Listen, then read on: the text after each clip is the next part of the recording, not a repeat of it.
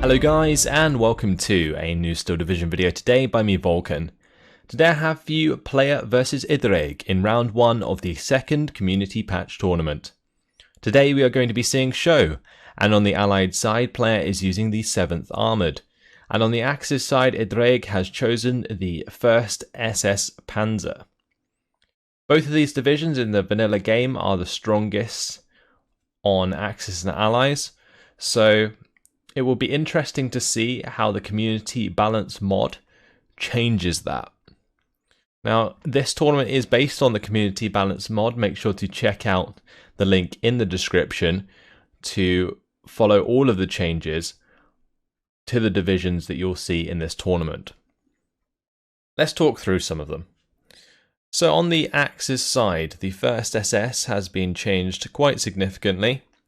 Volksdeutsche are now more expensive, so we will see probably less of them throughout the game.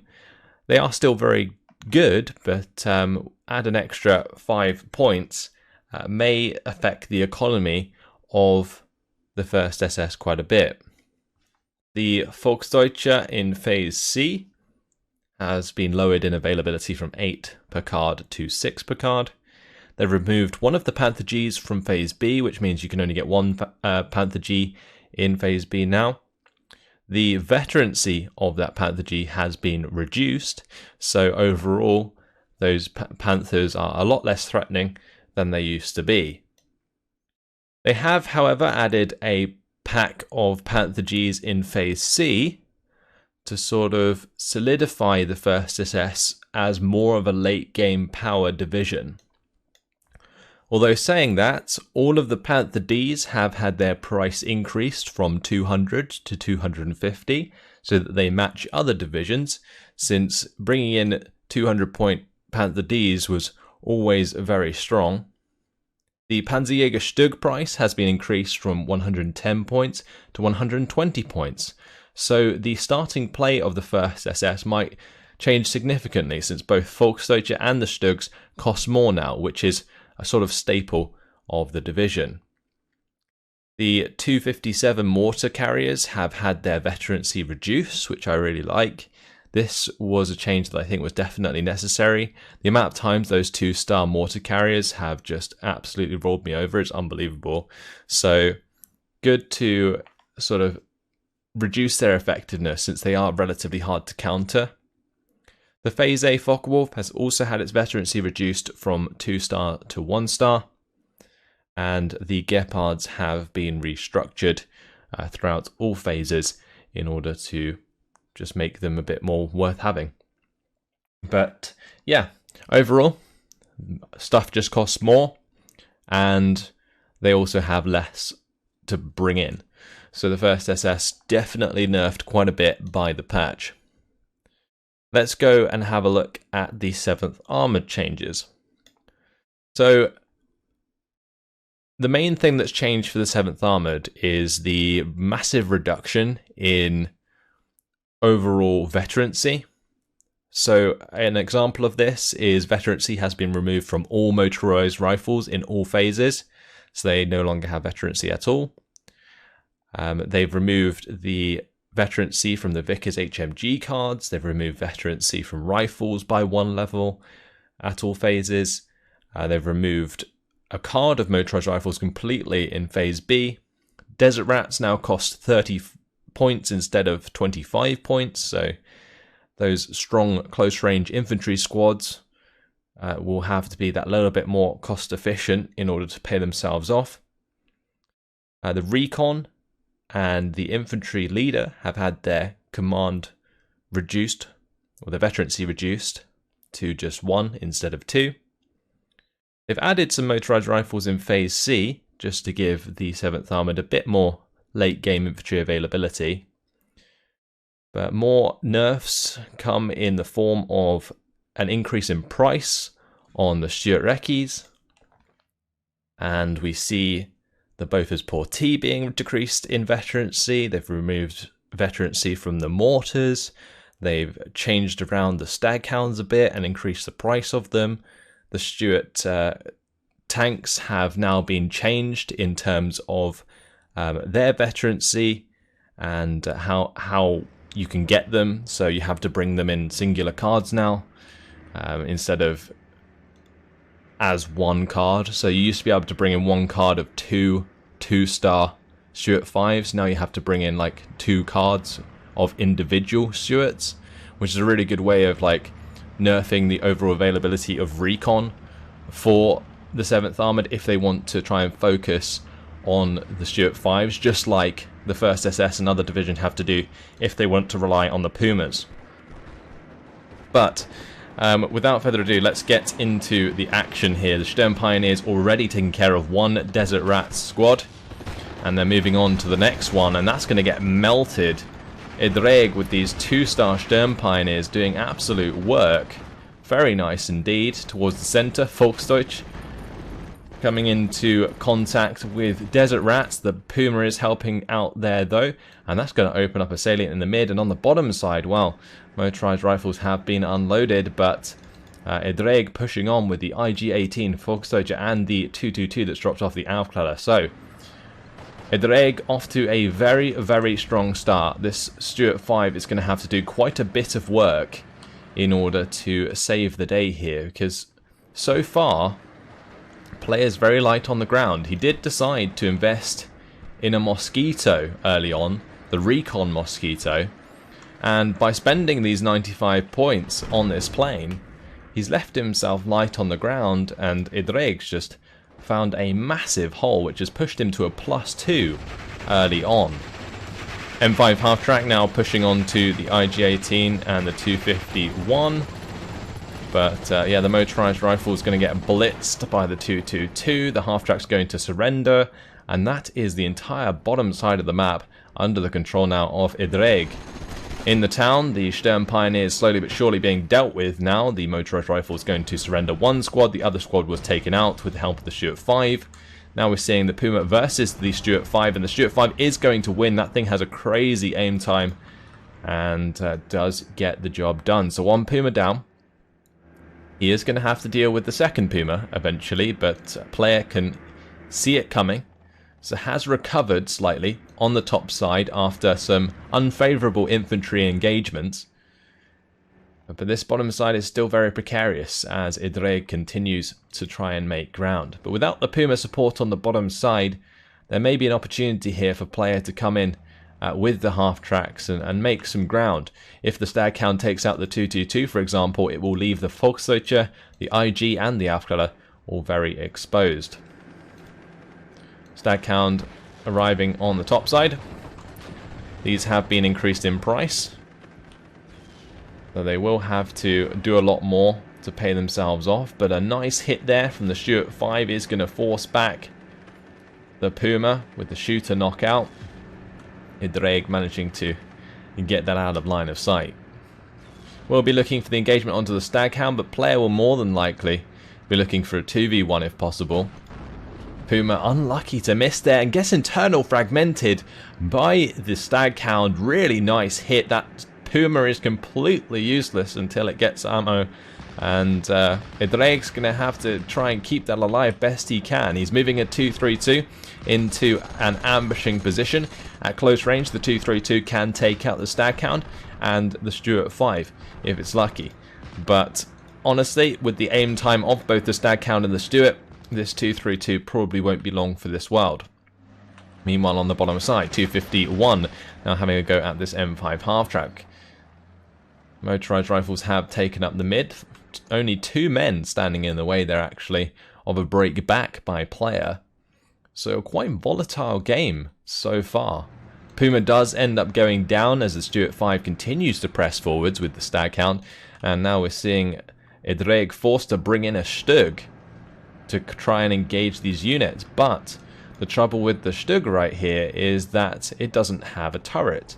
So fighting around the edge of this tree line is actually going to be pretty difficult, and Ddraig's going to have to micro this Stug very well in order for it to be effective. And what is nice is that the Stug does have a reasonable amount of armor to deal with the AP value of the Stuart and the Staghound, but at this range, the Staghound and Stuart 5 will have enough AP to penetrate. So player will have to be careful. Volksdeutsche have managed to pin the motorized rifles. Motorized rifles really don't present a threat at range with their Bren gun. A nice internal fragments though onto the Stuart 5, and the 232 is going to come around the corner to try and help out against the Staghound. This Stug has done work, just takes out the Staghound there. The Stuart 5 surely going to go down as well, since the Stug 3 will have all the time in the world to get on target. Very nicely done. The 6 accuracy of the Stug 3 really paying off there. And this Stug is 10 points more expensive than it used to be, but it's still just as effective with its 2-star veterancy, especially with the 232 nearby. Volksdeutsche have pushed into the tree line, don't want to be fighting a Staghound though, unless they can get in range with their Panzerfaust, so going to just be backing off from that engagement. And overall, so far, it looks like the 7th is kind of struggling overall. Initially, it was because of the investment into the recon aircraft that just definitely didn't pay off in the short term. But maybe in the long term, it did give player the information that he needed to basically get the salient back in the center, since player now does have that +1 on his side. But having to sacrifice more recon slots for these Stuart 5s could definitely hamper his recon ability into the mid and late game, because that's taking up slots that would otherwise be occupied by recon, for example, that come in the Stuart Recce. So this Stug, it's going to have a Piat thrown its way by the motorized rifles. The Piat, of course, missed. And with the veterancy removed from these motorized rifles, they're going to miss those shots more than ever with the Piat. But so far, like, it's actually turned out to be a relatively even game. I would still say that player is at a disadvantage until his Stuart 5 arrives, because he really does need to stop this Flampanzer from running all over his troops, because that is exactly what could happen if the Stuart 5 doesn't manage to stick around. Like, if the Stug 3 comes out onto the main road, pops the Stuart 5, the Flampanzer just rolls through this town, and that could probably be game over for player. In the center, we are seeing the 232 support the Volksdeutsche. The 232 will be looking to kill off the M5 half-track after cleaning up the motorized rifles. But it looks like the Flampanzer did actually go down. Got killed off. Motorized rifles must have hit a Piat shot there. These motorized rifles holding their fire. Can they get the Piat onto the Stug 3? They should probably take the shot while it's in range. It looks like player is going to allow it to fire. Unfortunately gets taken out. The Piat missed. Volksdeutsche defending the other side of the tree line here. There's no command, so these Volksdeutsche will surrender, and the motorized rifles will survive. I thought the Volksdeutsche might get the better of the motorized rifles, but with that done, the Stuart 5 is now pushing through. Will cut down the IG-18 to size, and the 251, if that goes down as well, it's going to be even more of a +1 for player. On this top side, things are getting pretty hairy for Ddraig. He's losing ground very quickly indeed. Has managed to get the track wheel damage onto the Stuart 5, but the Stug 3 is in a pretty vulnerable position against the Piat and the Stuart 5 at close range, so he's going to have to back off since he has no infantry that can otherwise cover him. And just overall, now Ddraig's looking light on the ground. He has invested into a Ju-87 and a Focke-Wulf 190, so that's where his points have gone. Ju-87 does manage to take out one of the Stuart 5s. Can it fly to the top side and take out the other one? If it can, that would be very, very good for Ddraig, as it may give him that little bit of respite that he needs in order to purchase some more troops. We have just moved into Phase B, and this is where the power point of both of the divisions come into play. Ddraig, his income bouncing from 70 to 130, that is almost a double up in terms of income. Player jumping from 90 to 135, which may actually give player just enough to solidify this game. You see him bringing in another Staghound, the Autocar M3. As soon as this Stug 3 is dealt with, Ddraig is in a terrible position. The Ju-87 looking for more targets, probably not going to find it, since the Stuart 5 has been brought back out of line of sight of anything that Ddraig has. So Ddraig struggling to get effective or cost efficiency, I would say, out of the Ju-87. Only killed one Stuart 5 so far, which doesn't pay off the plane itself. Focke-Wulf 190 also not really doing too much, didn't even strafe any targets. It might have actually strafed the motorized rifles, but I think that was pinned mainly due to the Volksdeutsche. Run out of fuel now, and that's going to mean that the M5 half-track is pretty free to run down the Volksdeutsche potentially. Not going to get the surrender in. Stug 3 moving over to try and protect that squad. 232 coming down to the bottom side here is going to go for the kill onto the M5 half-track, clean that up. Staghound zooming down here though, and it may just be able to save the day. If the half-track continues to just drive round these trees, it could just keep away from the 232, but I don't think Ddraig is going to let that happen, yeah, as it gets into range. So now we see a Pak 40 on the way. This is a 2-star Pak 40, very, very strong for the bottom side. Staghound will have to watch out for that one. It's still not a decisive game though. If the Pak 40 unloads here and gets the kill onto the Staghound, things just turn around completely on the bottom side once again, because the 232 will be free to attack the half-track and the infantry as a push comes through. That Stug is just out of range of the Staghound. There's a really big opportunity here actually for Ddraig to just clean up this Staghound. Instead what's happening is I think Ddraig is so focused on trying to use the Pak 40 to kill the Staghound, he's not really aware of this. It's going to actually take the Staghound driving into range, I think, in order for that to happen. Staghound is in trouble though, since that Stug 3 now has an attack order. 232 looking for the close range engagement. At this range, surely going to get the job done. Doesn't need to, finds the surrender instead. On the top side, new Stug 3 has arrived. That is going to be trying to take on the Stuart 5 as it attempts to make ground. With the track wheel damaged, it's actually in a very sad spot and is going to die. But the economy of player will allow him to continue to bring in more units as the game presses on. And with a +2 to his name, player is certainly racking up a lot of points. These motorized rifles one step away from landing a Piat onto the 232. Of course they're going to miss.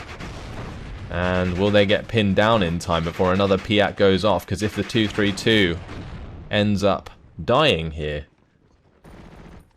then player will maintain this area for a little while longer, but the motorized rifles probably going to end up shot to pieces. Meanwhile in the center, Volksdeutsche hitting those rifles nicely. Here comes the Focke-Wulf, strafing the 6-pounder. Wants to stop that from killing his Stug 3. But manages to get out of range. But here comes the infantry reinforcements. Staghound will be taking shots. It does have the 2-star veterancy, so these half-tracks need to be very careful. They are coming with Stothrup inside. Nice close-range infantry that can do a lot of work against things like motorized rifles and potentially even the Desert Rats. This Stug 3 is going to have to be careful though, because that 6-pounder I'm not going to quite get off that next shot. Saved for now. Nebelwerfer has been brought in to support the advance of the infantry, but without the half-tracks it could be quite difficult to pin down the enemy infantry. The Stug really needs to get into a position to take out the Staghound, or an AT gun or something needs to be brought in. Player still managing to hold on to the +2 at the moment, but with a couple more significant kills, I believe Ddraig could turn this round at any moment.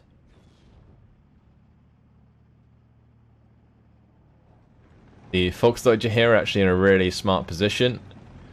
If the Staghound gets any closer, Be a good chance for the Volksdeutsche to get the job done. There's a rats though, do find the Volksdeutsche, and with that the Volksdeutsche will be dead. Will the Stoßtruppe get into cover in time? They will not. The half track there taking quite a bit of damage.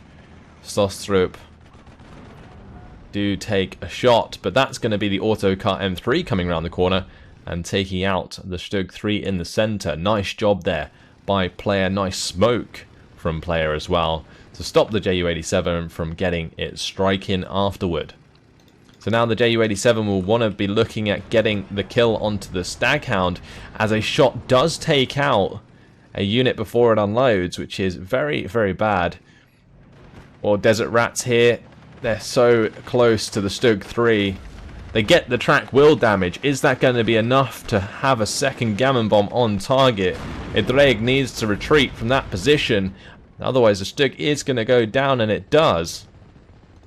Now the Stoßtruppe approaching the top side of the town, pinned by the Bofors-Portee. The Desert Rats could open up and easily clean those up. Now the other Stoßtruppe pinned down in the open with the Bofors-Portee on the field. The Ju-87 is forced back. It looks like the Sexton was discovered but not killed. And Ddraig is in a tough position. He's just lost another infantry squad there without the infantry unloading. And Ddraig is going to surrender. So it seemed as though those Stug kills just added up very quickly at the end there. And I would say about 300 points just disappeared on his side of things. And he felt as if he could not come back into the game after that point. Now personally, I would have liked to have seen that game go on a little bit longer, since moving into Phase C, potential for a Panther to take over the bottom side of the map. But if your economy's already gone to put because you're losing so many other units, you're never really going to be able to afford a Panther anyway. So it's quite a situational thing. Like, he's going to have to spend points on cheaper units like the Volksdeutsche and, I don't know, potentially AA and whatever else, just to make sure that when his Panther comes in, it is safe. Because otherwise you'll spend 280 points on a Panther, it gets killed by a AT gun that you didn't see, and the game's lost regardless, right? So I think there was an attempt there to be made potentially, since as you can see the kill death is still quite close, and the amount of units that both sides have was still relatively even, although player had the ground.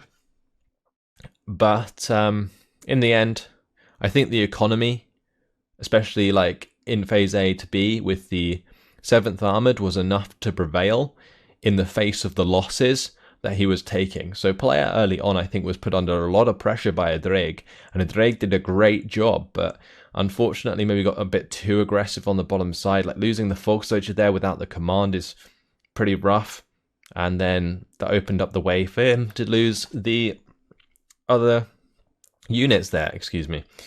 But yeah, that's about it for this game. In terms of kills, the Stuart 5 managed to take out 2 Pumas and a 232. So very nice Stuart 5 here, getting a lot of work done. This is what you would expect from the Stuart 5s, especially a 2-star Stuart 5. But remember, you can only get 1 on each card now, rather than getting 2 on the card in Phase A. So they have been sort of nerfed in that respect, but they're still pretty damn good. They have a 50 cal and their fast main gun after all. Staghounds were used very nicely throughout the game, especially this Staghound that was fighting on the top side, killed off a couple units before they even unloaded, which was really rough.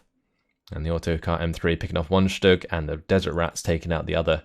This is the killing blow right here. In terms of losses, Ddraig's Stug 3 on the top side did take out 2 Staghounds and a Stuart 5, so paid itself off quite nicely. This Ju-87 though, and the investment into both the Ju-87 and Focke-Wulf 190, I think potentially cost Ddraig the game, because this was a lot of points invested and really not much return. So he was lacking troops on the ground, just like player was at the start. And that was not a position that he probably really wanted to be in. So I think buying these aircraft was ambitious, since it did cost him a lot of points for the amount that he was getting. But that is it. Player takes a game from Ddraig, and that's the end of round 1. Next up, we'll be moving on to round 2. This is a Swiss style tournament, so all of the players will remain in each round, and we will see who they're up against as we continue. That's it. Hope you guys enjoyed it. Thanks for watching, and I will see you in the next video. Goodbye.